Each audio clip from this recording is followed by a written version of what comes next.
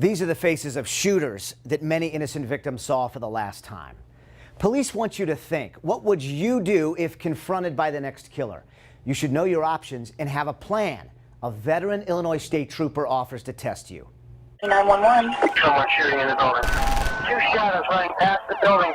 A male with a shotgun. Multiple people down. When they do strike, Apparently still shooting. whether it's a school setting, church setting, corporate setting, wherever in the park, Possible AK-47s are wearing ski masks and dark clothing. do you know what to do? EMS personnel will run out real quick. You may not remember your first name. In the chaos surrounding Sandy Hook, listen to what police first thought they were looking for. Purple van, 2 occupants with a possible ski mask. Also, we're getting reports of a nun outfit. An active shooter is considered our country's #1 domestic terrorist threat. Nate McVicker trains regular people through his company, Operation Safeguard. Now, there's a door back there, there's door here, there's door here. Where's your avenue of escape? If someone strikes, he says you must act as if police will not arrive until the shooter kills himself. You must plan on being alone. Have an action plan. What are you going to do? Overpowering is simply throwing a cup of coffee. And now you have an escape route, perhaps. In one recent training, McVicker met people who'd already survived rampages. Someone was murdered at the facility that I was at. And we were absolutely not prepared. We knew how to call 911. That was all. Now Roger Renault works for Westar Aviation, where he brought in Operation Safeguard to prepare them for the worst. Westar Aviation is a company built around safety. It's what they do here. So when managers heard about a safety drill to prepare for a possible active shooter, they jumped on it. McVicker trained employees on his 4-part philosophy: barricade, escape, conceal, overpower. Then he said, go back to work. You will soon be interrupted by a mock shooter. The goal was to make that deeply embedded into your subconscious mind for, God forbid this ever happen. If it happens, hopefully you'll revert back to the training today. 30 years ago, you always heard somebody say, all of us at some point will know somebody who had cancer. Now you look at workplace violence. McVicker works with retired Illinois State Troopers and arms them with state-of-the-art fake weapons that give realistic sights and sounds, even the smell of gunpowder. He wants you to feel as if you're there to get you better prepared. Tonight at 10, we'll take you inside. For the Fox Files, I'm Chris Hayes. Police want your response to be automatic. If you hear shots or find yourself face-to-face with the next crazed gunman, what can you do? You're about to see your options in a mock scenario conducted by Operation Safeguard. Employees of Westar Aviation trained in the class, then practiced in this drill that may seem very real. I'm here to see my wife. 911. This is Anita at Westar Aviation at Hangar 64. We have an active shooter in the building.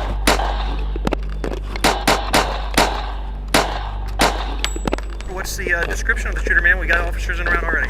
He's wearing like an Indiana Jones hat. Okay. Denim shirt and khaki pants. Is he by himself? Yes, he's by himself. I've heard more shots go off.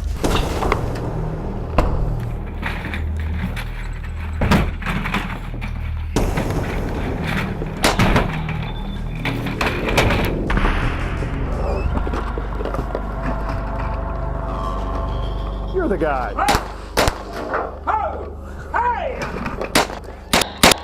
Responding officers, go ahead, advise. And 12 and 222 are en route. I got an open door.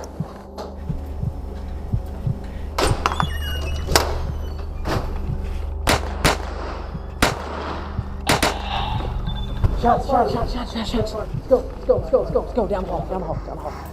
I've got cover.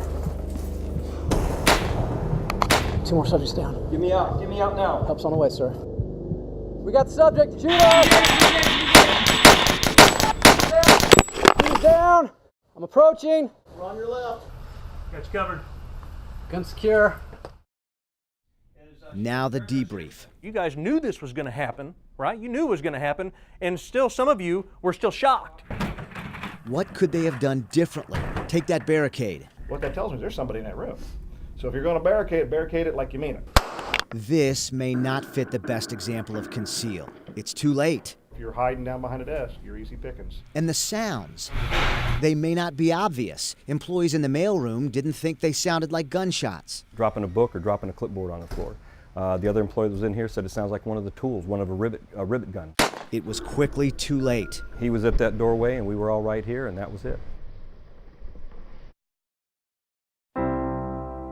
Jesse Red started to cry as soon as he got out this picture of his wife, Bernice. The good Lord blessed me with her, because with my health and everything, and she made sure that I eat right, take my medicine, she did everything. On June 13th, Red was in his doctor's waiting room. She always go to the doctor with me, you know, and she was gonna meet me at the VA at 2 o'clock. He could hear the television behind him. 4 people are dead after a murder-suicide on Cherokee Street in South St. Louis. I said, well, I better drive down there, you know, because I kept calling my wife on her phone and I never get no answer. She told him she had a meeting at noon. Surveillance shows each employee of AK Home Healthcare walk into work at 2715 Cherokee Street. That's Bernice, and that's the shooter, Ahmed Darir. The 2 other people he shot and killed were his relatives, Saeed Abdullah and Kadra Muse. You can see Muse's head pop out of the office door here. It's the last time she'll ever be seen. According to the police report, Darir's relatives were about to start a new business without him. They even looked at new office space, and Darir knew it. At 12:49, he walks out the front door with this woman. He talks to her, and she leaves without knowing what's about to happen. At 12:57, Darir sets the trash outside the office door. At 1:13, he leaves to smoke, then suddenly turns around as if he's arguing with someone in the office. He goes back inside. About a minute later, he starts to leave again, but remains in the doorway, arms moving as if he's still arguing. Then he goes outside to smoke. That's when police believe he went to get a gun from a car in the parking lot. At about 1:19, he returns to the office, and it's the last sign of life you'll see. It's now 1:27. Watch the wall here. You can see what looks like smoke as a bullet pierces the drywall. 30 seconds pass, and you see another gunshot. Jesse Red has played it out in his mind repeatedly.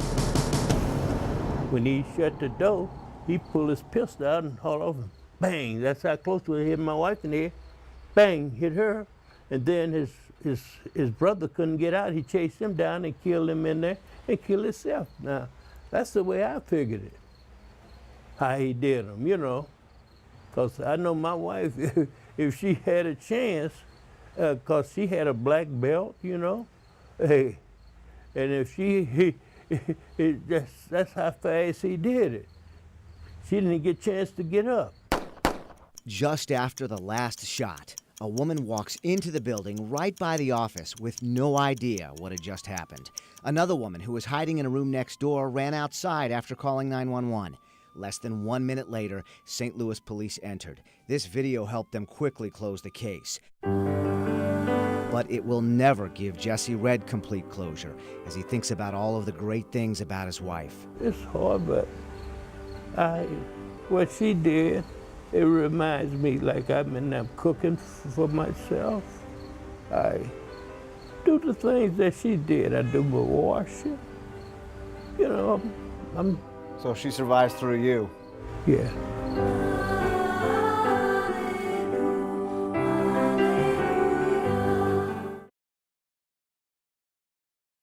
The bottom line is, at any given moment, most police officers are in an off-duty capacity. And many of the officers that are on duty may be doing detective work. Former Illinois State Police Colonel Mike Snyders is talking about officers who could help stop a shooter, but might not have a way to know about an emergency. He helped design a smartphone app called School Guard that could get more police officers to a school shooting quicker. A minute can equate to 6 or 7 children's lives.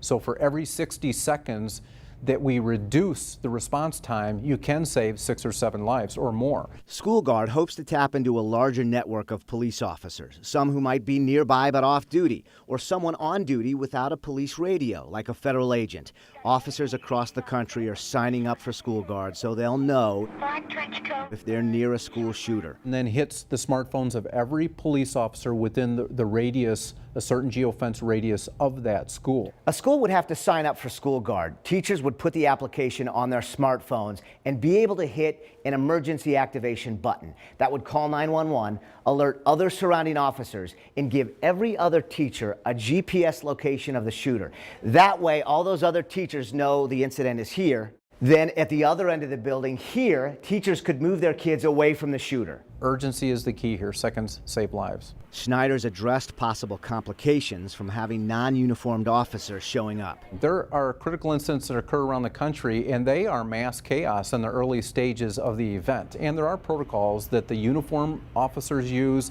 the non-uniform officers use. But in some of these situations where you're talking about bullets flying on school property, all hands on deck, and it's critical that the police get on scene, respond quickly, and work together and use their training. And I honestly, because he was firing two guns, I thought it was multiple shooters. Because, you know, he's firing an AK in one hand and a Chinese knockoff 9mm in the other. McCown saw Dominic Maldonado was carrying the semi-automatic like a briefcase. He did not know Maldonado had rigged his gun so he could fire it from his hip. McCown hid his gun under his coat because he feared police might mistake him for the shooter. He yelled to Maldonado. Young man, I think you need to put your weapon down. He spun around, I drew. And his first shot hit me before my trigger came all the way back. First shot hit me in the abdomen, kicked my gun arm into the air, contorted my legs in these weird, unduplicatable positions, and then locked them. And then I just kind of started tipping and falling. And I prayed the most unchristian prayer of my life, which was, God, please let me shoot this guy before he kills somebody else. Maldonado wounded 6 other people. McCown was the 7th. The shooter may have only faced assault charges if it wasn't for the confrontation with McCown. That's the only reason he got an attempted murder charge on me. Everything else was assault. It's only attempted murder because I spoke to him. So I ceased to become just a random target and became a human being only because I spoke.